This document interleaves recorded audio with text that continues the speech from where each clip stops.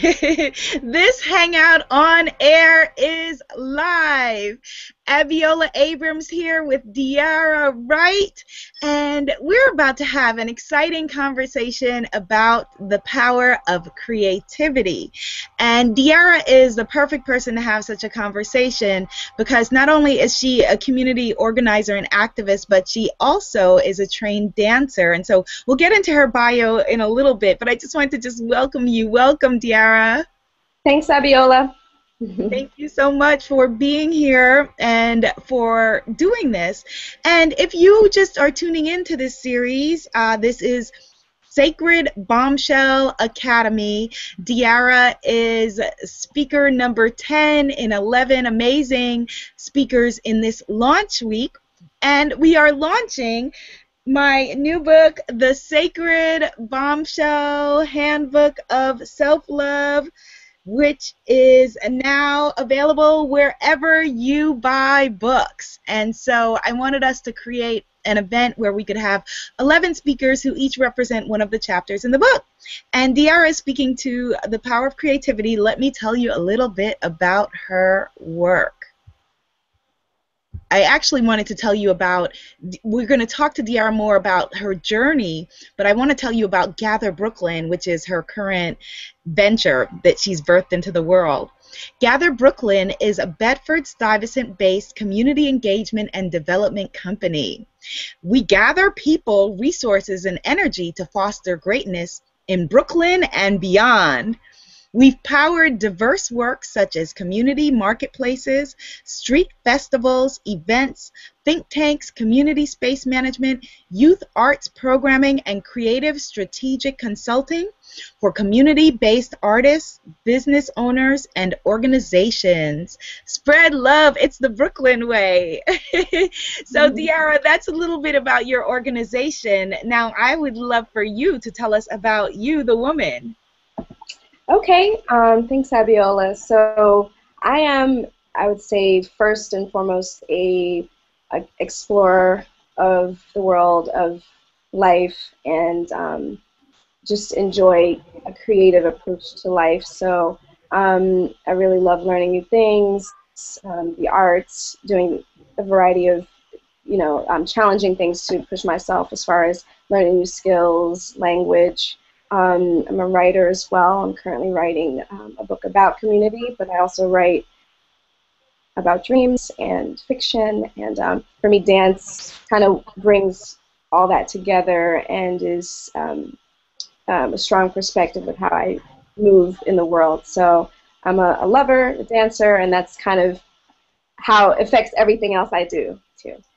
Yeah. Beautiful. Well, let's go a little bit deeper into that. I am, always interested in people's journey and how they became who they are today. And like most creative people, you're a multi-hyphenate, writer, dancer, community organizer.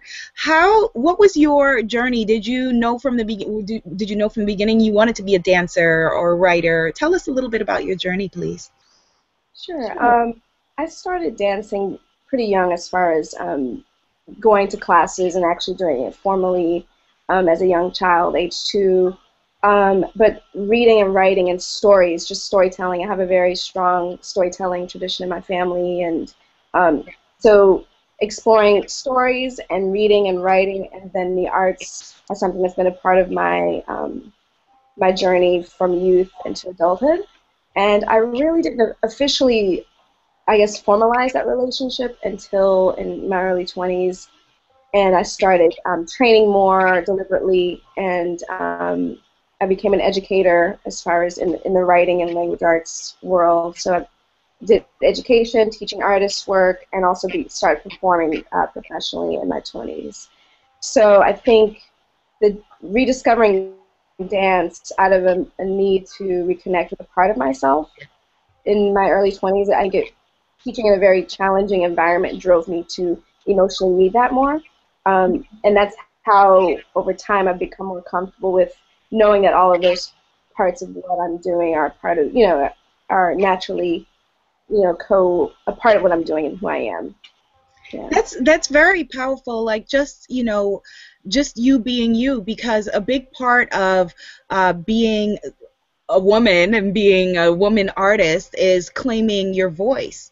And Right. so many women from all different walks of life just don't even have that power to say, I am, and to declare themselves into the world. Did you Right. have any? I know you said you had a storytelling family. Did you have any personal resistance to entering into art as a profession? Mm-hmm. Definitely. I think I also have my hat of community engagement, community development, and wanting to really make an impact. So in high school, I actually wanted to start a book publishing company Ah, for artists. Yeah. appropriate. So for writers of color primarily, and to really push the idea of what is seen as part of the canon of literature. And so that was in high school. I wanted to do that. And then I got into the teaching in the freedom schools in college, which was in the Black Panther tradition. And I became very interested in the actual activation of change and doing work. And so I think sometimes it was hard for me to validate that my creative self could be also a part of that and could be a part of the activism. And so I did have often some push and pull around the dance, the visual art, and writing being something that could, support my passion around really helping to other people to come into self-empowerment and community greatness. So yeah, that definitely there were moments of that, and I think I'm reclaiming consistently like rituals and consistency to check in with myself to make room for the writing and for the dance and for um, being mindful of knowing that that's a part of what I'm doing and not to overwork on the the community development side too. I think that that's really, really valuable that have obviously a lot of friends who are artists and creative people, most of my friends, and that there is always kind of this push-pull about, kind of a reluctancy and fear, our own fear, because when you create work that you're putting into the world, you're saying, here I am, here is my work, here is my offering, and so of course there's a lot of fear around that.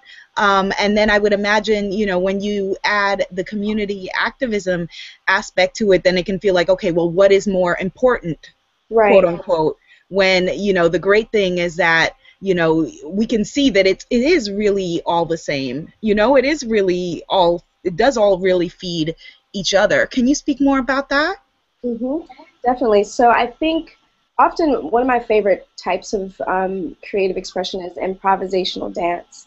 Mm. And some of my most, I would say, spiritually not only uplifting but grounding experiences have been within community and all of us dancing together in this place of just pure joy and togetherness and appreciation for those parts of ourselves we can't explain, the divine connection, the parts that are we are allowing ourselves to be free in that moment.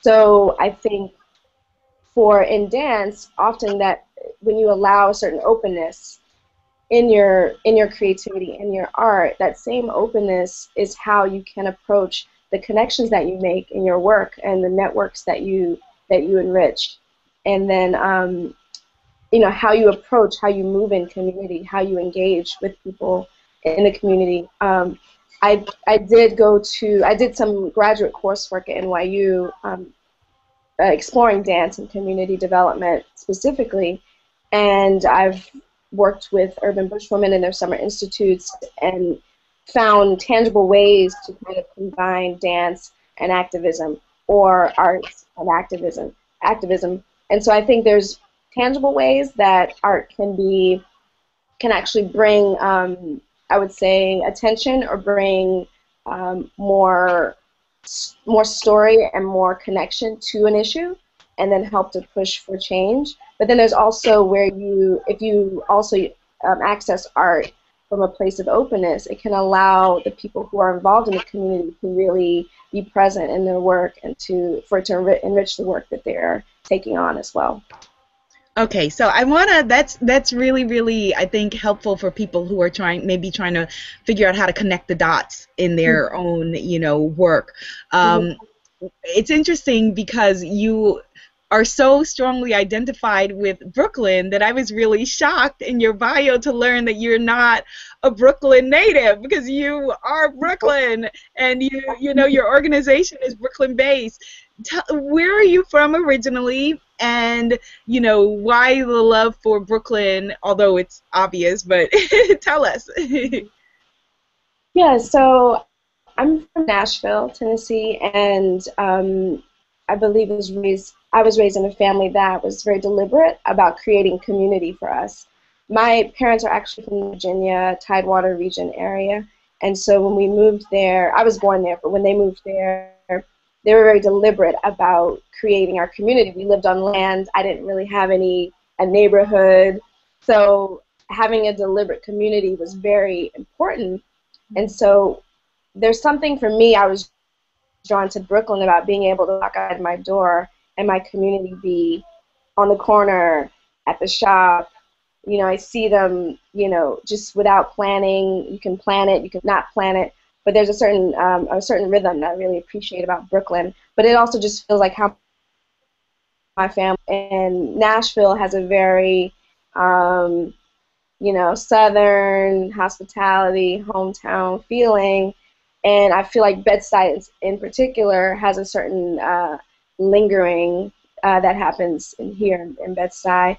So, and there's a lot of elders here in the community that are from the South and really respond to me just talking to them for 20 minutes on my way somewhere else, or those type of things can happen consistently. So I'm drawn to the location of Brooklyn because I feel like it's this nice, I would say, threading of like a Southern sensibility, access to resources.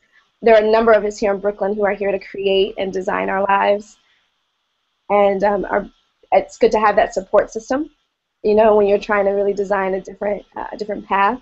And so I feel like all of those things work into, you know, to feel really good as far as creating community here. Yeah. I love that you said deliberate community, and actually I'm going to write that down because I think that that's such an important phrase. Like, I've been talking to a lot of women who feel very isolated, you know, that they live in, you know, big city like New York, LA, Chicago, wherever, Atlanta, and maybe outwardly seem to have lots of friends or lots of people, I will say, around them, lots of associates.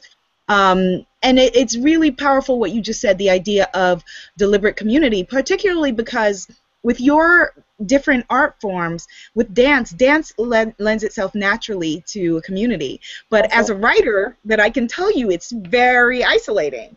You know, like it's a solo enterprise. And so can you speak more to, can you give maybe some concrete tips or advice for creative person who is watching this, or the person who yearns to be creative and it maybe feels isolated? How can she create deliberate community? That's a great question. So yeah, deliberate or intentional community, I think, can happen on different levels. And so when you're intentional, I mean, part of that is just thinking about those immediate people within your, you know, sometimes we walk by people that live in your brownstone or live next door who are working in their yard. And to really, I think there's always an opportunity for connection. And so I think if you approach how you move in a daily way with looking for those opportunities for connection and follow up, I believe that that's the start, or that's the source of being more intentional within your community. I feel like also if there are groups of people who are coming together, and if they're not, maybe creating groups of people to come together to celebrate. People love sharing food, sharing space in the name of summer, in the name of, you know, a book launch, in the name of all these things. So I think figuring out how to, like you said, I understand about the writing too, figuring out, you know, maybe there's 2 or 3 other people in your block who are writing, and maybe it'd be nice twice a week or once a week or even once a month to come together and just be an accountability check for each other. So I think there's different ways. There's the personal level of really following up with those connections that you have, not being afraid to be the person to call, not being afraid to just say, hey, I always like some calls that are are you in the area tomorrow at this time? It doesn't have to be this full. Sometimes in the city we get into scheduling, right? So the scheduling of the, what's on the calendar or what's not on the calendar. So sometimes those impromptu, in-person, as much in-person as possible that you can attempt, I think can really enrich the feeling of community, because even though social media, email, all of these things are helpful tools, the disconnection can, because of that, I think, trend, I think sometimes we can start to feel even more disconnected. So I think becoming intentional about the face-to-face, however you can get face-to-face connections with people, can really help to establish and root yourself in a community. I think that that's so important, and I love that you said, talking about like being more spontaneous in our connections, and part of it is, I would think, forcing ourselves out of our comfort zone, because I have to tell you, in the interest of full, sister disclosure, full Sacred Bombshell disclosure, when you said, people calling people up and saying, hey, are you in the neighborhood? I kind of inwardly cringed, like, oh my God, like that to me sounds like I have my schedule, like, like, let's get on the calendar, like, let's not, but we need to step out of our comfort zone. And like I tell my coaching clients, if you want a friend, be a friend. And so it's kind of insane that so many women feel so isolated, and we're all, if you're all feeling isolated in the same community, get together, create togetherness, which is what you do. You had a recent event called Stoops Brooklyn. Can you tell us about that? Sure. So I partnered with Kendra Ross, who is a dancer that we met through kind of our dance path in New York, and she was newer to the neighborhood, and I've been now in Brooklyn for about 11 years, and in Bed-Stuy almost 7 or 8 years. So she came to me with the idea of having artists perform or present their works on different stoops throughout the neighborhood, and then the community members can walk around and do a bit of an artist walk to enjoy the arts. So she came to me and said, I have this idea, but I don't have any connections in the community.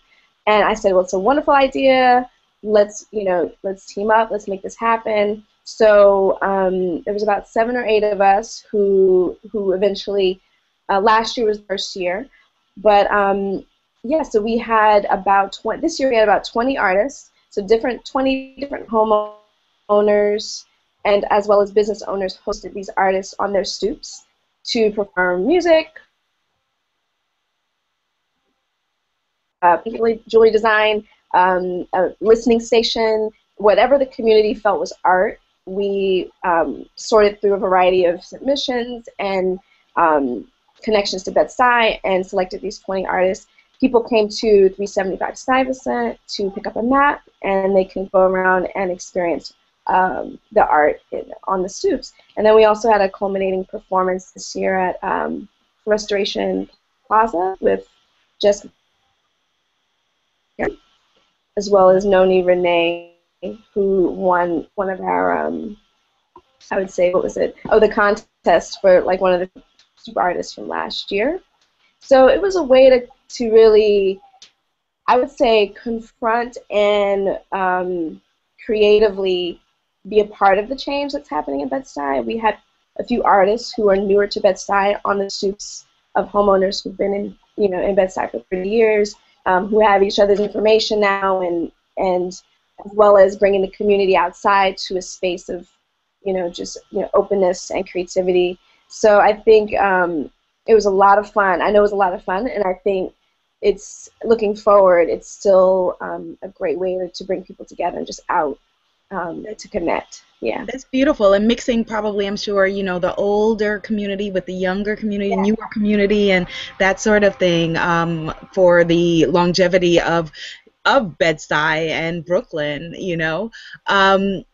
I have a question that comes up a lot, for people who are either, professional creatives or people who are aspiring, to be creative in one profession, and maybe would like to be creative. Can you speak to fear around creativity? That, there's a cultural meme that we have of the starving and broke artist, Right. And so there is just a fear in people embracing their creative self, even people who have already declared that they are creative as a profession. Right. I'm sure you see it in the dancer space, in the writer space, and in the visual artist space, with you presenting people's works, and the ways that people sabotage themselves.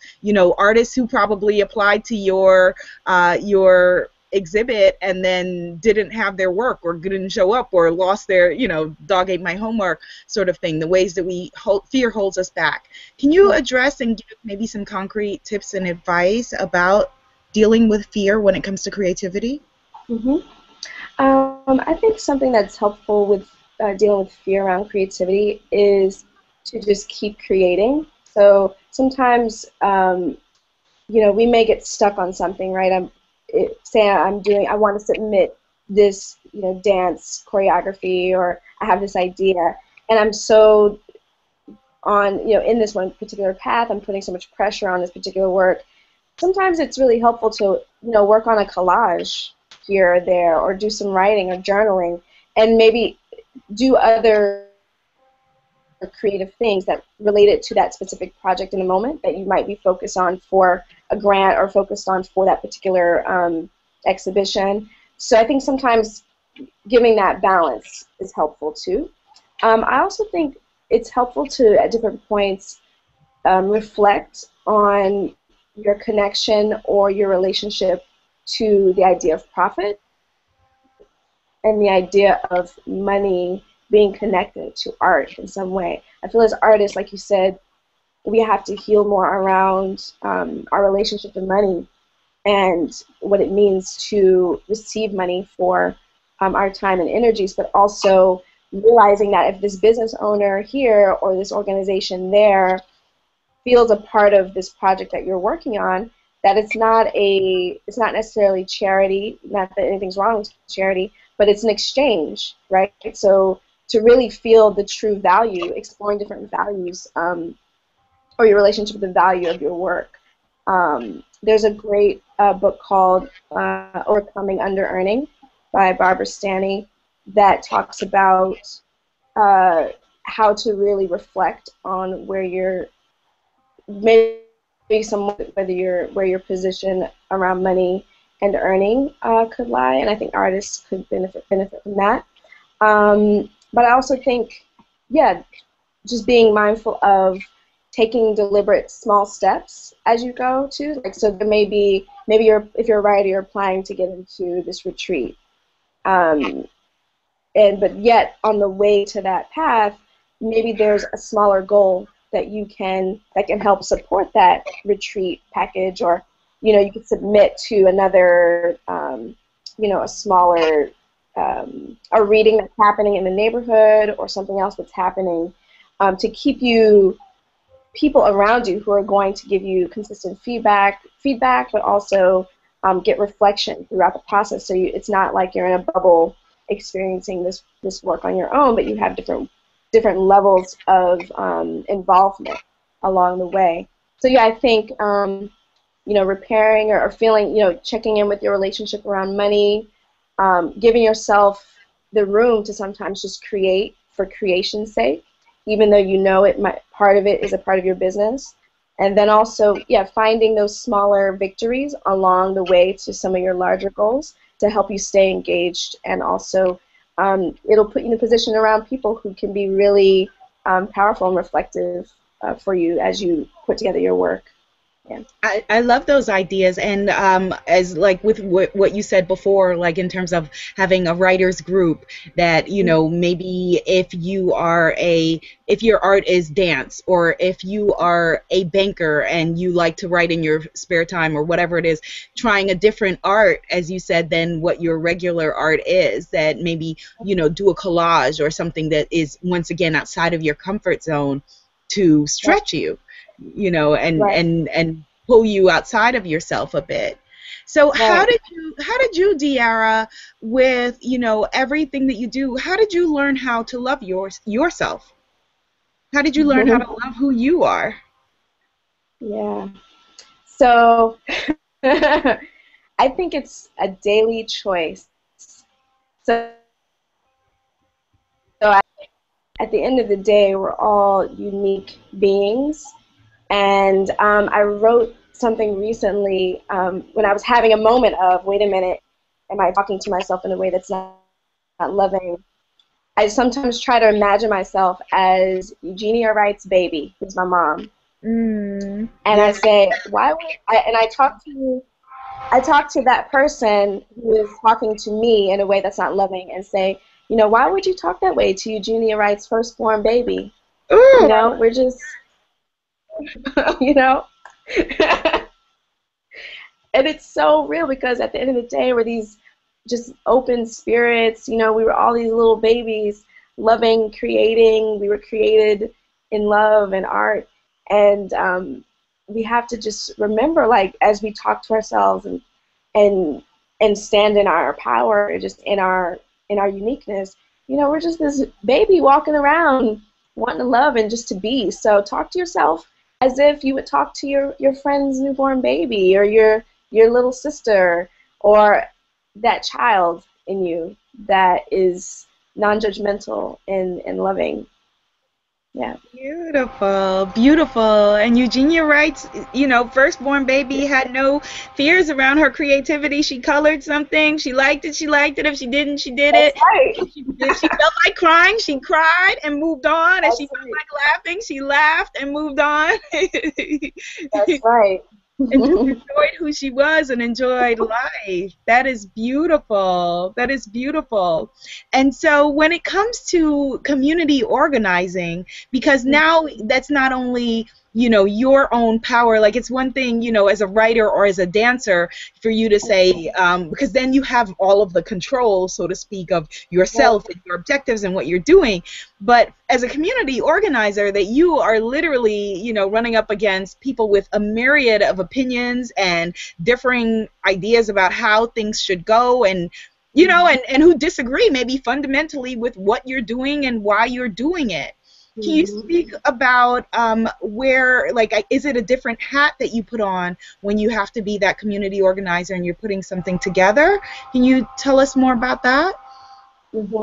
And how you DeeArah, handle adversity that you come up against, I'm sure, in trying to organize something in a major municipality.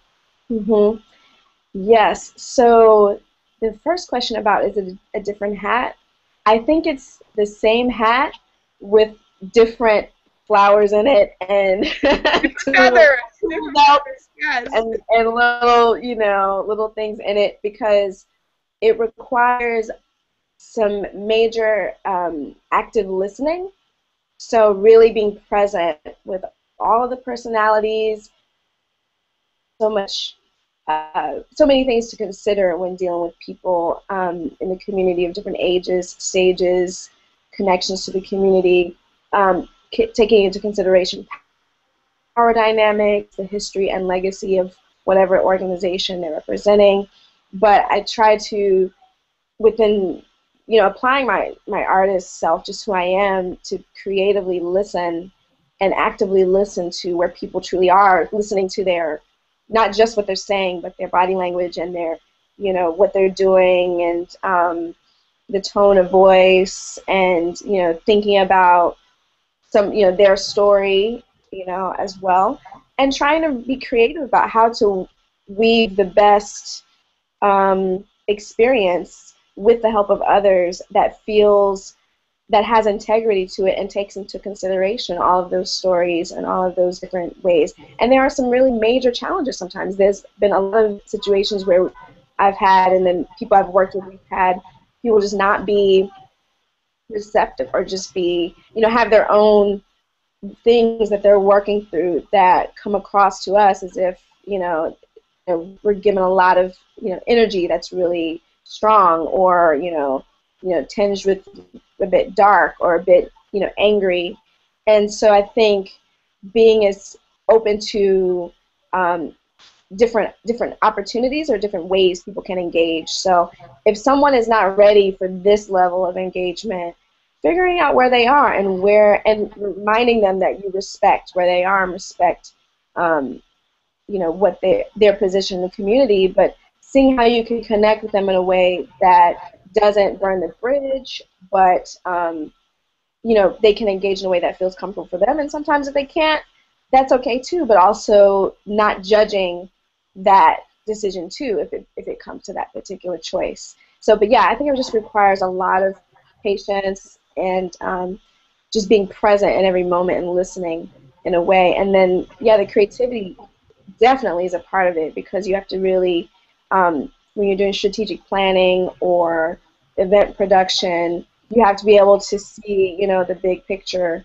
and how all of these people and ideas are going to flow together on that day or and beyond.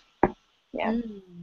Okay, beautiful, beautiful. I love the way that you express that, and you can tell that you're a writer in the way that you put your thoughts and your sentences together.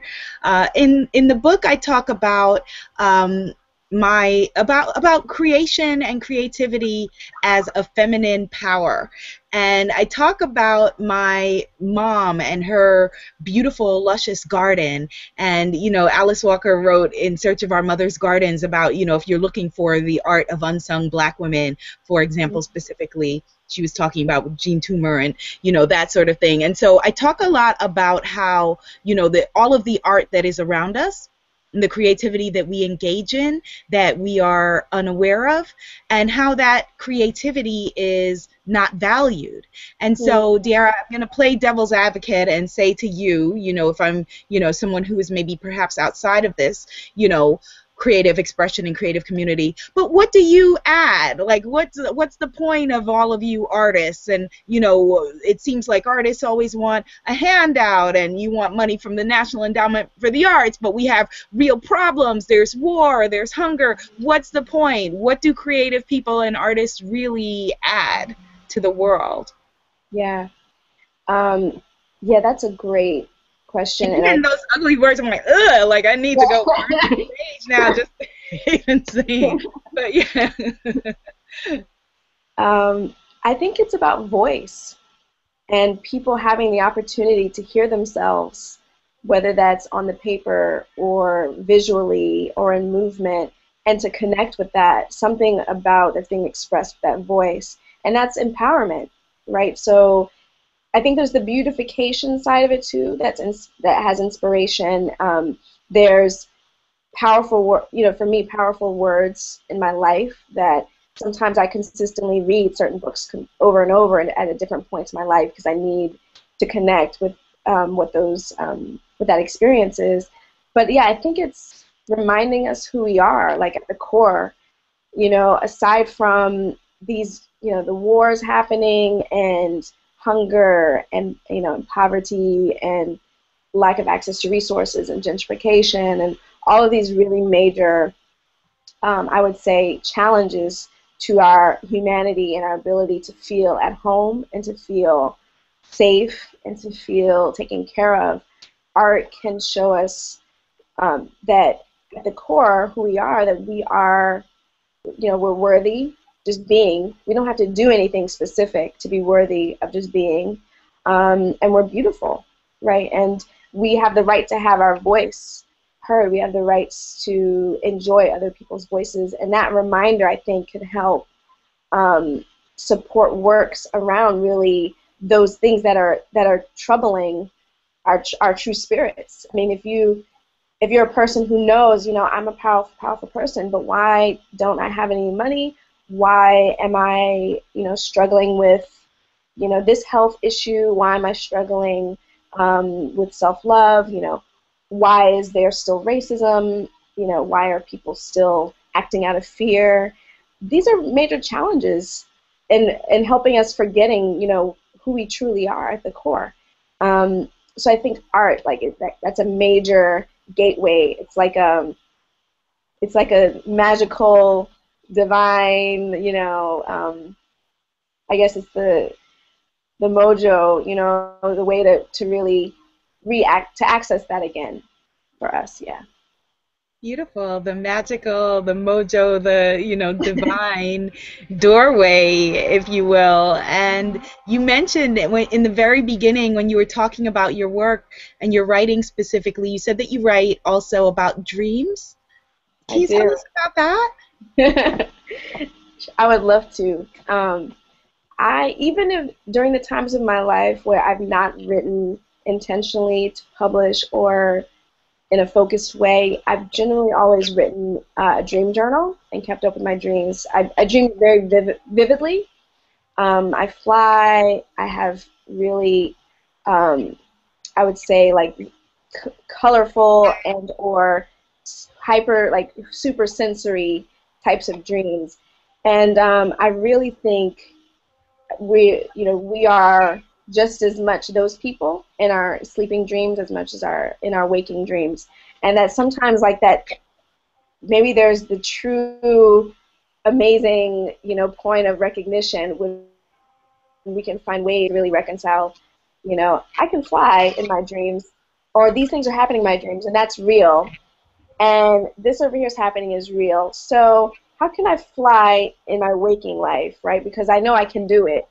It may look a little different, but I think there's so much power in dreams. And I used to be able, when I was younger, I used to be able to slightly have out-of-body experiences. Mm-hmm.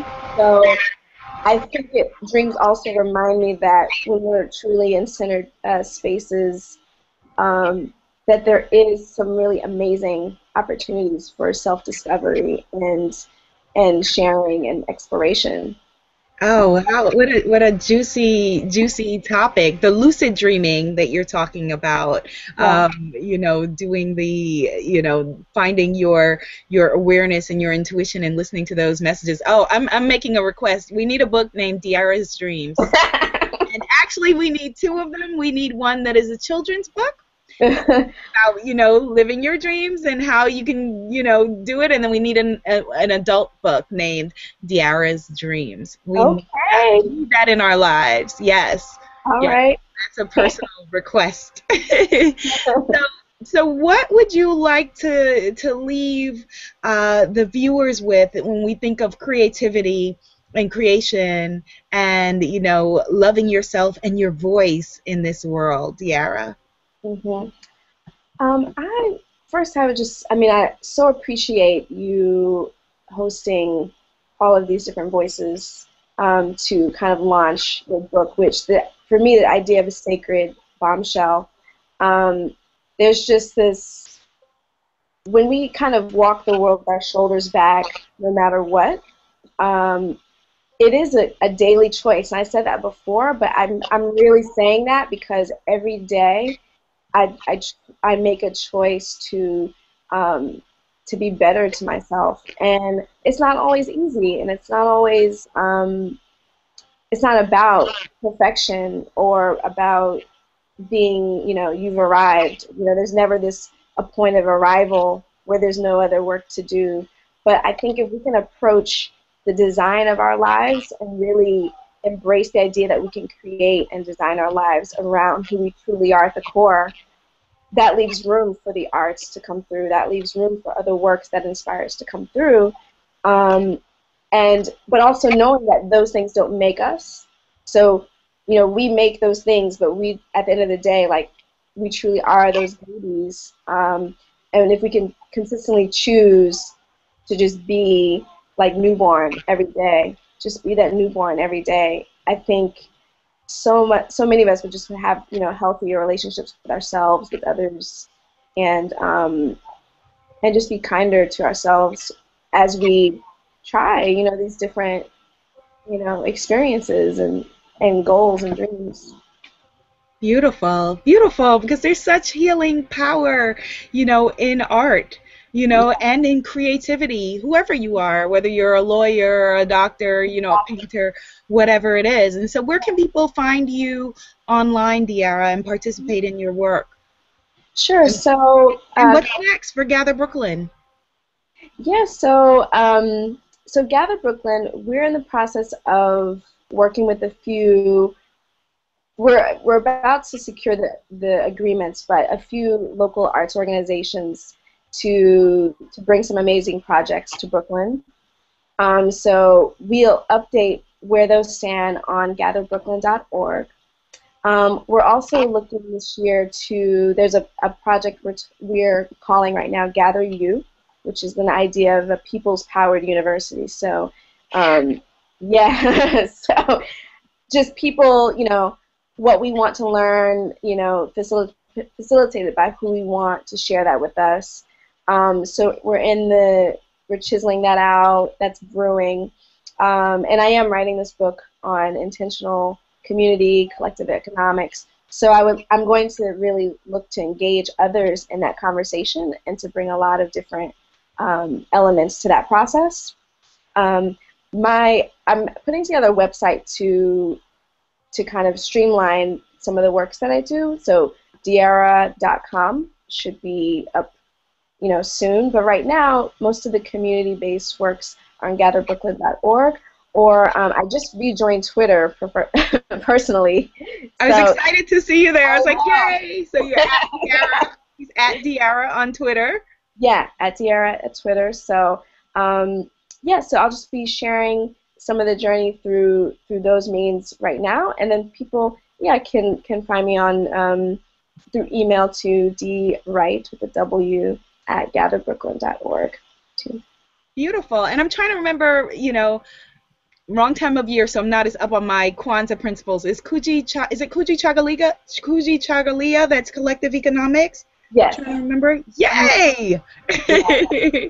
Well, thank you so much, DeeArah, for this powerful, life-affirming conversation. And, we will continue to see and support your work in the world and participate. And thank you for giving artists and creative people a voice that we need, not only the creatives like you, but we need the curators like you. So thank you. Thank you for that. And I'm actually going to close by reading a small section from the Sacred Bombshell Handbook of Self-Love. And this is Chapter 1, The Secret of Creation, Giving Birth to Yourself. The Sacred Feminine Law of Creation. The Sacred Bombshell knows that her creative feminine energy is a catalyst. She remembers her womb wisdom, and she is born again as her true self. She knows that she is a conjurer, an alchemist, a fierce creator. She is a woman who can rebirth herself at any time and create as she chooses. She accepts creativeness as a gift, because this is sacred self-love. So thank you so much, DeeArah. Thank you for you at home for watching. That we have one more Sacred Bombshell in this Academy launch week that, in a few minutes we're going to be back with Davisha Davis talking more about community, actually. And if you missed any of the talks before, you can find them all on YouTube at Planet Abiola. If no one has told you today, I love you, dream bigger, and love yourself. Bye.